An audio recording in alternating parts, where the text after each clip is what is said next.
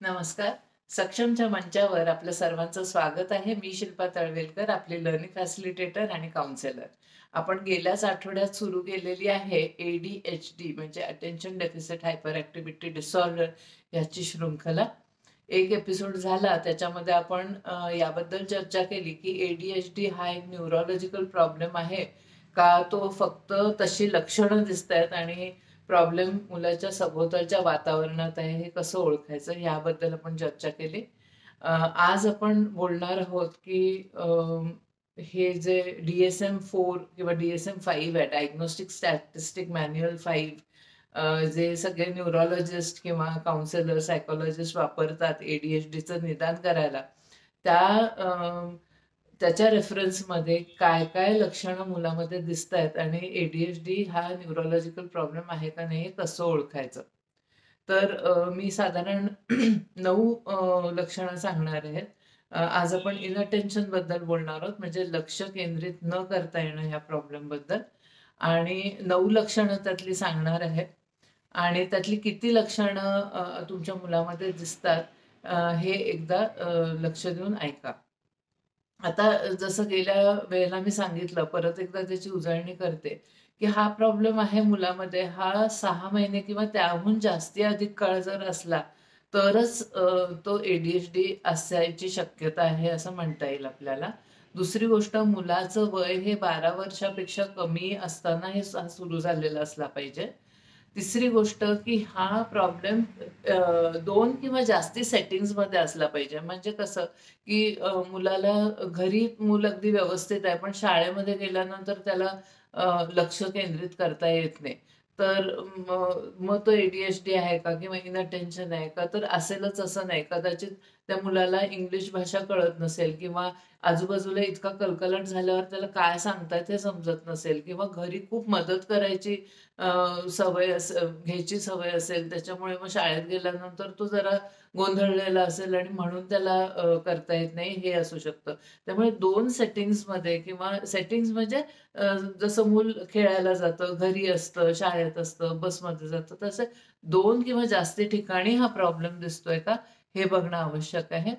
आणि अजून एक गोष्ट म्हणजे की त्या मुलाचं खेळणं, अभ्यास करणं, खाणं-पिणं, झोपणं हे ह्यामध्ये काही अडथळा येतोय का? म्हणजे ह्या प्रॉब्लेममुळे त्याच्यात काही अडथळा येतोय का? हे जाणून घेणं जरुरीचं आहे.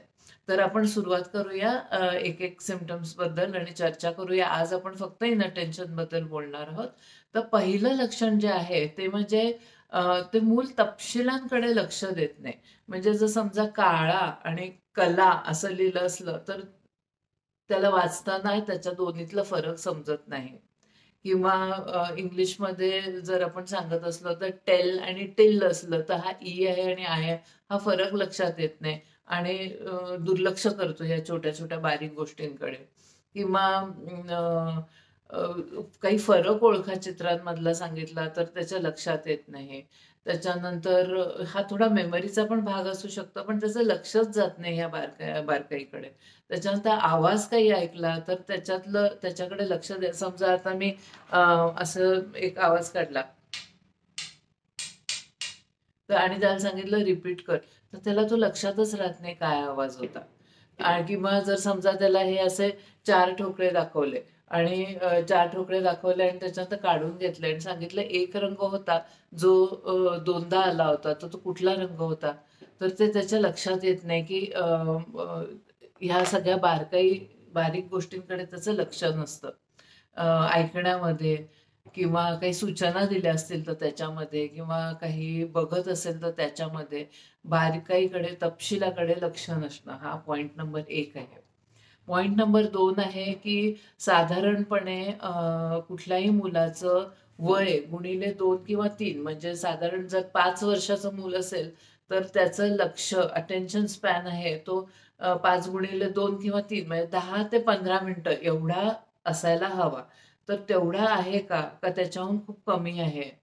हे बघायला पाहिजे, की त्या मुलाला चांगली झोप झालेली आहे, पोट भरलेलं आहे, आजूबाजूला काही आवाज नाहीये किंवा तो चांगल्या छान मनस्थितीत आहे, की चिडचिडलेला आहे किंवा अजून कुठे कशात तरी त्याचं लक्ष आहे, की कोणीतरी मुलं खेळतायत घरामध्ये किंवा टीव्ही सुरू आहे, असं काहीही नसलं डिस्ट्रॅक्शन आणि जर त्याला एखादं काम दिलं किंवा रंगवण्याचं काम दिलं किंवा एखादा खेळ खेळायला बसलं, तर 5 वर्षाचं मूल 10 मिनिटं ते 15 मिनिटं ते एका ॲक्टिव्हिटीमध्ये टिकून राहू शकतं का? हे बघणं जरुरीचं आहे. तो झाला अटेन्शन स्पॅन. तिसरं म्हणजे तुम्ही जेव्हा त्याच्याशी डायरेक्टली बोलत असता, त्यालाच काहीतरी सांगत असता, तेव्हा सुद्धा तो तिकडून काहीतरी पक्षी उडत गेला तिथे लक्ष देईल. त्याच्यानंतर मग टीव्हीमधनं काहीतरी आवाज आला म्हणून तिथनं लक्ष देईल आणि तो असं वाटेल तुम्हाला, की तो तुमचं बोलणं ऐकतच नाहीये. कारण त्याचा तेवढा अटेन्शन स्पॅन आणि नजर देऊन, लक्ष देऊन ऐकणं हे त्याला जमतच नाही. तर हे तिसरं लक्षण झालं. चौथं लक्षण आहे, की बऱ्याच वेळेला ज्या सूचना दिलेल्या असतात, त्या नीट ऐकल्या जात नाहीत, कारण लक्ष नसतं आणि मग काम अपुरं राहतं. जसं आता शाळेमध्ये जर सांगितलं असेल, अमुक एक वही काढा आणि त्याच्या किंवा पुस्तक काढा आणि पेज नंबर 4 वर जा आणि तिथे फिलिंग द ब्लँक्स दिलेल्या आहेत, त्या करायला लागा. तर त्याच्यातल्या अर्ध्या गोष्टी त्यांनी ऐकलेल्याच नसतात आणि मग तो इकडे-तिकडे फिरून काय नक्की करायचंय, कुठलं पुस्तक काढायचंय, ह्याचा शोध घ्यायला लागतो. तर ह्या गोष्टींकडे म्हणजे काम त्याचं इन्कम्प्लीट राहतं किंवा फळ्यावरनं उतरवायचं असलं तरी सुद्धा 2 अक्षरं उतरवतो आणि त्याच्यानंतर मग त्याचं लक्ष कुठेतरी निघून जातं आणि मग तो विसरूनच जातो, की त्यांनी उतरवून काढायचंय किंवा 2 शब्द उतरवून काढले आणि त्याच्यानंतर मग त्याच्या लक्षातच येत नाही, की आता आपण नक्की कुठून उतरवायला सुरुवात करायची. हे सुद्धा इनअटेन्शनमुळे होऊ शकतं.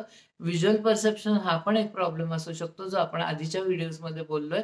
पण इनअटेन्शन हे पण एक कारण ह्याच्याकरता असू शकतं.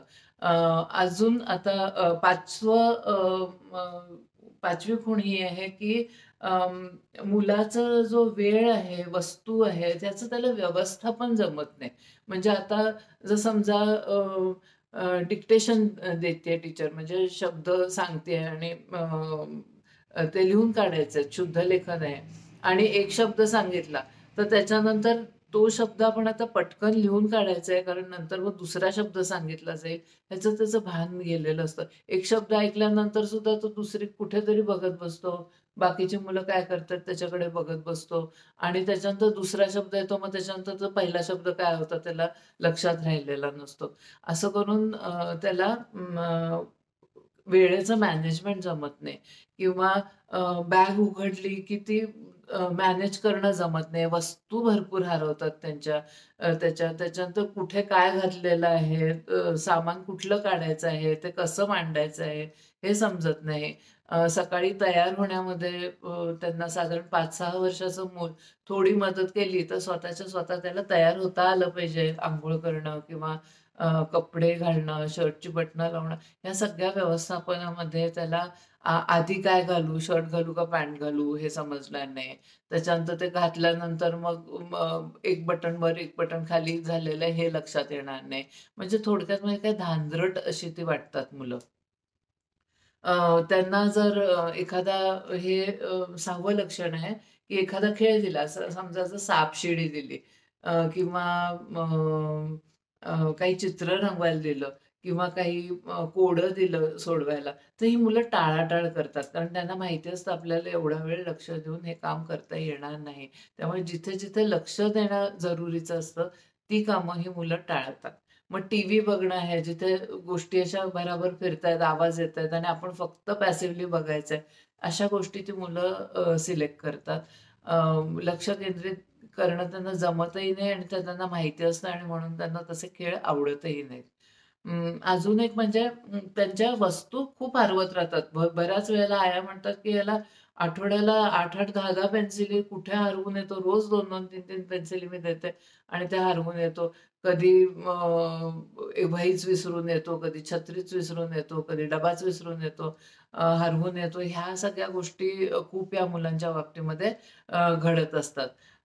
त्याच्यानंतर डिस्ट्रॅक्ट खूप इझिली होतात. म्हणजे जरा काही आवाज आला किंवा कोणी आता जर समजा त्या मुलाला सांगितलेलं आहे, की ही 2 गणितं सोडवायची आणि त्यानंतर तुला अमुक एक मिळेल. तर ती गणितं पूर्ण फोकस देऊन सोडवता येतात का? साधारण 6 वर्षाचं मूल असेल, तर त्याला इकडे-तिकडे काही आवाज असले तरी त्याला कळतं, की आत्ता मला ह्या गोष्टीकडे फोकस करायचंय. आत्ता टीचरनी फळ्यावर लिहिलेलं आहे, तर मला त्याच्याकडे फोकस करायचा आणि लिहायचंय.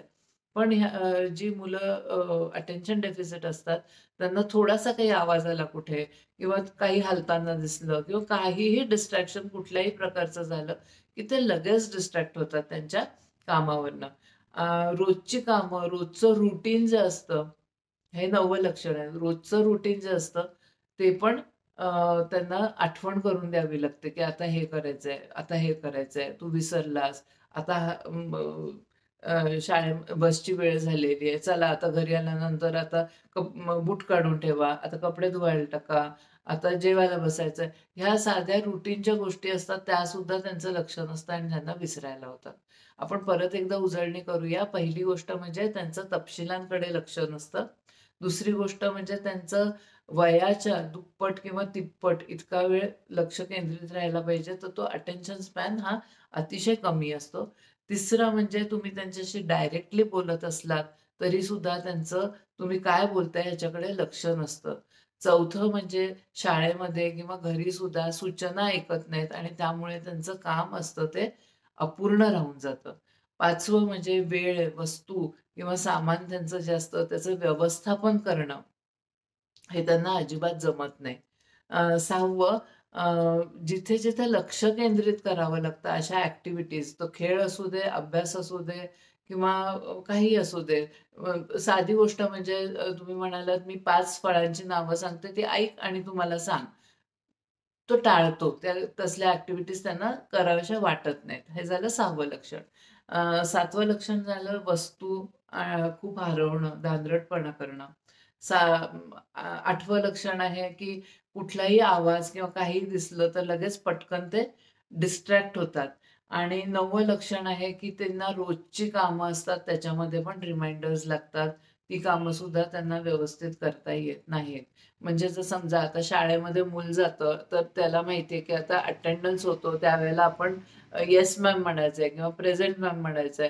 तर तिथे लक्षच नसतं त्याचं. त्याच्यानंतर मग जर शाळेमध्ये टीचरनी अशी एक पद्धत असेल, की वर्गात गेल्याबरोबर होमवर्क केलेलं असेल, ती वही गृहपाठाची वही नेऊन टेबलवर ठेवायची. सगळी मुलं करतात, पण हा सगळेजण करायला लागल्यानंतर त्याला आठवतं. स्वतःहून असं काही करायचं किंवा एक काहीतरी रुटीन आहे ते लक्षात ठेवायचं हे जमत नाही.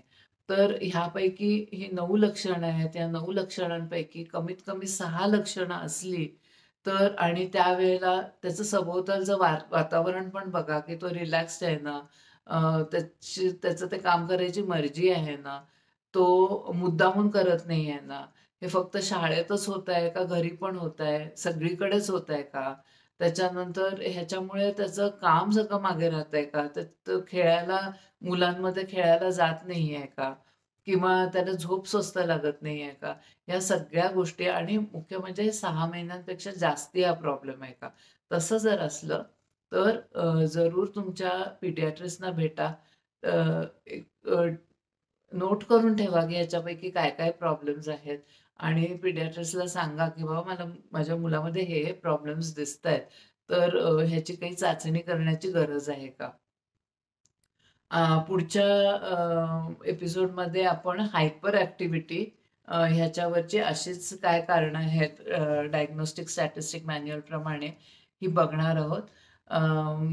तुमच्या आजूबाजूला पण अशी मुलं असतील, की जी तुम्हाला जरा धांदरट, बावळट वाटतात किंवा लक्ष देत नाहीयेत. तंद्रीत बसली असतात असं वाटतात.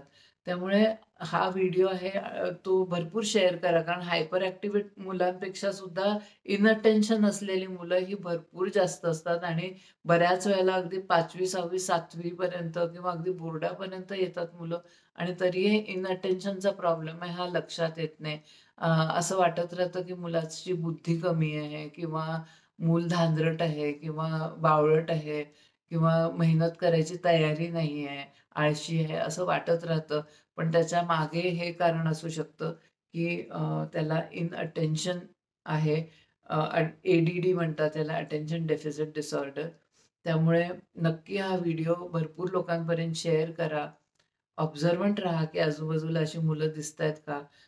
शिक्षकांनी फार जागरूकपणे असा प्रॉब्लेम आपल्या मुलांमध्ये आहे का बघावं. कारण साधारण 50 मुलांपैकी निदान 5 मुलं अशी असतात, की ज्यांना इनअटेन्शनचा प्रॉब्लेम हा असतो.